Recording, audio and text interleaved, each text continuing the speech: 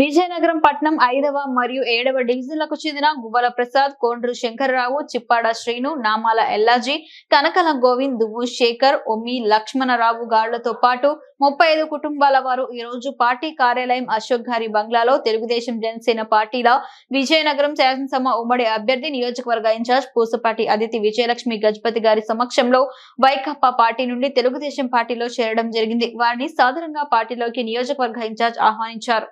మంచి సౌకర్యాలు నాన్నగారు అలాగే చంద్రబాబు నాయుడు గారు చేశారు.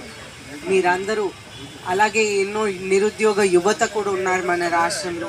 ఈ యువతకు కూడా ఎన్నో ఉద్యోగాలు అవసరం ఉంటాయి. ఇప్పుడు మళ్ళీ చంద్రబాబు నాయుడు గారు ముఖ్యమంత్రి అవుతేనే వారు పరిశ్రమలు తెచ్చి గవర్నమెంట్ ఉద్యోగాలు అయితేనేమి, ప్రైవేట్ ఉద్యోగాలు అయితేనేమి రెండు కలిపి యువత కోసం కల్పిస్తారనేది మనందరికీ తెలిసిన విషయం. ప్రభుత్వం పేదలకు ఇచ్చే ప్రకారం అది ఎటువంటి పరిస్థితుల్లో కూడా మీరు ఎవరు అధైర్యపడద్దు.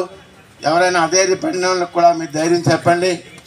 రేపు ఎన్నికలైన వెంటనే మనం గెలిచిన వెంటనే అర్హులైన ప్రతి ఒక్కరికి పేదవాళ్ళకి ఇల్లులు, పెన్షన్లు మంజూరు చేస్తారని ఈ సందర్భంగా మీకు అందరూ తెలియజేసుకుంటూ వచ్చిన మీకు శుభాకాంక్షలు తెలియజేస్తూ సెలవు తీసుకుంటున్నాను.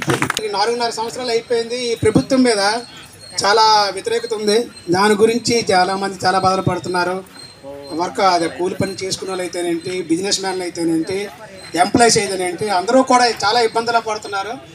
ఎంత తొందరగా ఈ ప్రభుత్వాన్ని మనం మారుస్తామని అందరూ ఎదురు చూస్తున్నారు. దీనికి మనందరూ సాయశక్తిలో కృషి చేసి ప్రతి డెత్ లెవెల్ నుంచి ఈ ఒక్క 45 డేస్ కష్టపడి పగలు రాత్రి అనక మన అమ్మగారిని గెలిపించి ఒకసారి మన విజయనగరం తడాకు ఒకసారి చూపించాలి, అత్యధిక మెజార్టీతో గెలిపించాలని కూడా కోరుకుంటున్నాను ఈరోజు. ఎందుకంటే